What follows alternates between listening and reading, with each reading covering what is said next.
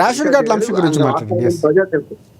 ఇద్దరు మాట్లాడే వాస్తవాలు ప్రజలకు తెలుసు కదా, ఎవరు కరెక్ట్ ఎవరు వద్దు అనేది కరెక్ట్ అయితే తెలుస్తుంది కదా. నేను ఒక మాట చెప్తున్నాను, ఎప్పుడైనా ప్రభుత్వ పెద్ద అంటే కుటుంబ యజమాని ఆయన ఆక్రోషిస్తున్నాడు, నా ఉద్యోగులు నాకు ఇంటలేదు అంటే పాలన చేత కాకపోవడమే అంటున్నాను. స్పష్టంగా చెప్తాను. ఎట్లా అని చెప్తాను, ఒక పద్యం ఉంది, తనయ చెడుగైన తల్లి తప్పు, తనయుడు చెడుగైన తండ్రి తప్పు, శిష్యుడు చెడుగైన గురువు తప్పు, ప్రభుత్వంలో పని చేయకపోతే ప్రభుత్వ అధినేత తప్పు అంటున్నాను. అంటే ఒకటి రామ్మోహన్ రావు గారు, అంటే ముఖ్యమంత్రి అవ్వటం కాంగ్రెస్ పార్టీ ఇది బహిరంగ తెలిసినటువంటి అంశం. మరొకసారి మన డిబేట్ లో మాట్లాడుకున్నా కూడా చాలా మంది కాంగ్రెస్ పార్టీకి సంబంధించిన వాళ్ళు వ్యతిరేకించడం, ఆయనకు వ్యతిరేకంగా మాట్లాడినటువంటి సందర్భాలు, కానీ ఇప్పుడు ఆ పరిస్థితులు లేవు. కానీ మొదట్లో ఆయన వ్యాఖ్యలు ఆ సందర్భంలో చేశారేమో అన్నటువంటి వ్యాఖ్యలను కూడా వినిపించాయి. నిన్న కదా నేను మొన్నటి నేను చెప్తున్నా, ఒక్కటే కాదు కదా, ఎరువుల గురించి అయితే మొదలు క్యూలో నిలబడకుండా రైతులు ఏం చేస్తారో మీరు పోయి ఎరువులు పంపిణీ చేయండి అంటున్నారు.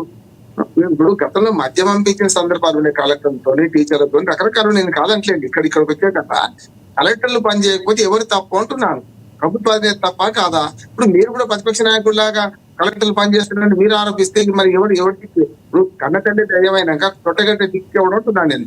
మీరు ప్రభుత్వాన్ని నడపాల్సింది మీరు, ప్రభుత్వంలో ఏం జరుగుతుందో తెలుసు మీకు. 2 విషయాలు అంటున్నాడు, ఢిల్లీకి వెళ్ళాడు అంటే ఇప్పుడు ఇందాక రామ్మోహన్ గారు మాట్లాడుతున్నట్టు, అంటే ఒకవేళ ఏదైనా సమస్య వస్తే కలెక్టర్ల పైన లేకపోతే అధికారుల పైన నెట్టేసే నెపంగానే చూడాల్సిన అవసరం ఉందంటారా?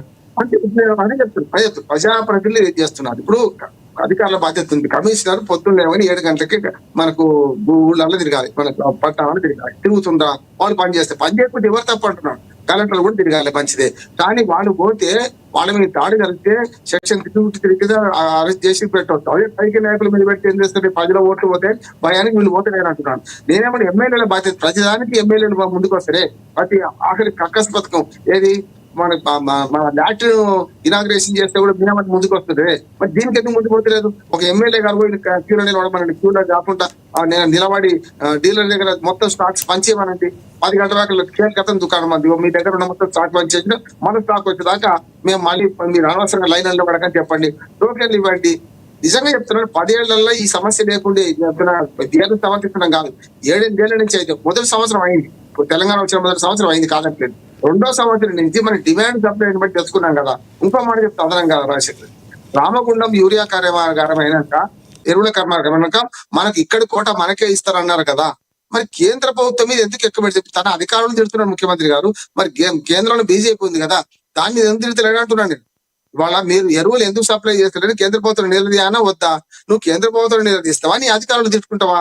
అంటే నీ వాళ్ళు నువ్వు పలసం చేసుకోవడం వల్ల ఏమైందంటే అధికారులు ప్రజల మధ్యకి నెట్టి తన్నట్టు అని చెప్తున్నట్టే లెక్క నువ్వు. అందుకని నీ ప్రభుత్వం నడపరాకపోతే కలెక్టర్ల మీద పడుతున్నావు. ఇప్పుడు నీ ఆడలేక మధ్యలో ఓడ అనొద్దు, ఆడలేకపోతే మధ్యలో ఓడు కాదు. పైనుంచి బీజేపీ గవర్నమెంట్ కేంద్ర ప్రభుత్వం చెప్పి ఎరువులు తెప్పించే ప్రయత్నం చేయాలి. మిగతాదంటారా, మిగతా విషయంలో కలెక్టర్ పని చేయాలి. ఇప్పుడు మన శివకుమార్ గారు అన్నారు కదా, ఖచ్చితంగా వర్షాలు వస్తున్నాయి. మొన్న అరగంట వర్షానికి అక్కడ కుదలమైన హైదరాబాద్ అంతా మొదలు జాగ్రత్త ఉండొద్దా, సోయి ఉండొద్దా? మొదలే ఎండాకాలంలో ఏం చేయాలి? కానీ రామ్మోహన్ గారు ఇది మీరు చాలా సందర్భాల్లో మాట్లాడుతుంటారు. అది ఆ పాపం అనే తలాపిలికుడు, అది ముందు నుంచి ప్రభుత్వాలు ఏర్పడడం, నైజాం నుంచి తర్వాత మారుతున్నటువంటి ఆ చెరువులు పోడ్చడంలో అన్ని ప్రభుత్వాలు పాత్ర పోషించాయి. ఈరోజు మనం ట్రాఫిక్లో లేకపోతే వర్షం పడితే ఆ సుడిగుండంలో వరదల్లో చిక్కుకుంటున్నాం అంటే ఖచ్చితంగా అది అన్ని ప్రభుత్వాలది ఉందని నా భావన.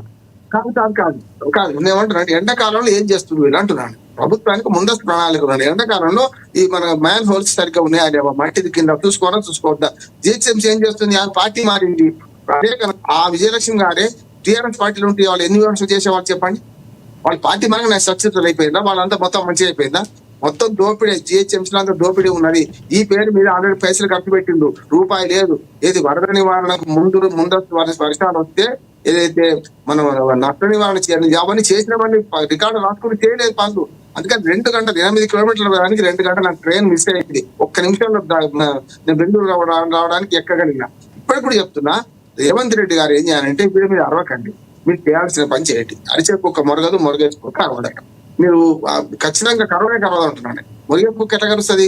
అధికారులను పని చేసి మనం పంపిస్తా అంటున్నారు. ఇప్పుడు మీరు వెంటనే చేయాల్సిన పనులు చెప్తున్నాం. సరే, శివలాల్ గారు అన్నట్టు అన్ని చేయాల్సిందే, వర్షాలు వచ్చాయి దానికి కట్టుబడి చేయాల్సింది, మిగతా ఏర్పాటు చేయాల్సిందే. కానీ ఎరువుల విషయంలో రైట్ రామ్మోహన్ గారు నాది చిన్న ప్రశ్న, అంటే సామెత ఒకటే సమస్య చెప్తాను. అంటే కుక్క అనే ఒక వర్డ్ మీరు సంబోధన చేశారు, అది కరెక్ట్ అంటారు? ఏం కాదు అది ఇప్పుడు అరుస్తున్నారంటే చేత కాకపోతే అరుస్తారంటున్నా నేను. ఆ కుక్క అనే సమస్య ఆయన కాదు, చేత కాకపోతే అరుస్తారు వేరే సమస్య అంటున్నాను. ఇక్కడ కూడా చెప్తున్నా. ఇప్పుడు ఒక సామెత చెప్తాను నేను. ఇప్పుడు మనకి ఇప్పుడు ఎట్లా అంటే సామెత చెప్పేటప్పుడు కూడా మన లెక్క ఉండాలి కదా. నేను ఏమంటున్నాను, మీరు అరుస్తున్నారంటే మీ పని చేత కాకపోతే అంటున్నారు. పిల్లల మీద కొట్టేవాళ్ళు, పిల్లలు కొట్టేవాళ్ళు తల్లిదండ్రులు సమర్థత లేకనే అంటున్నారు. ఇది కూడా అంతే. మీరు వాళ్ళ మీద అరిచే ముందు మనం ఏం చేస్తున్నాం, ఎక్కడికి పోతున్నాం, ఏ రకంగా పైనుంచి రావాల్సిందే చూడాలా చూడొద్దు అంటున్నాను నేను అంటున్నా. అందుకని ఇది వాళ్ళు చేయాల్సిన పని విడిచిపెట్టి ఇప్పుడు తర్వాత పని చేస్తున్నారు అంటున్నాను.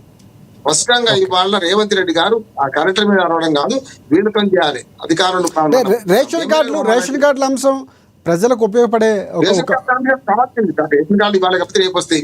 రేషన్ కార్డు గత ప్రభుత్వంలో ఈ 10 ఏళ్లలో ఒక్క రేషన్ కార్డు కూడా ఇవ్వలేదని కాంగ్రెస్ పార్టీ అంటుంది. మేము మాత్రం ఇవ్వగలుగుతున్నాం. 9 లక్షల రేషన్ కార్డు ఇస్తా అంటారు, మాట్లాడతారు. 9 లక్షల రేషన్ కార్డు ఇస్తా అంటారు కదా.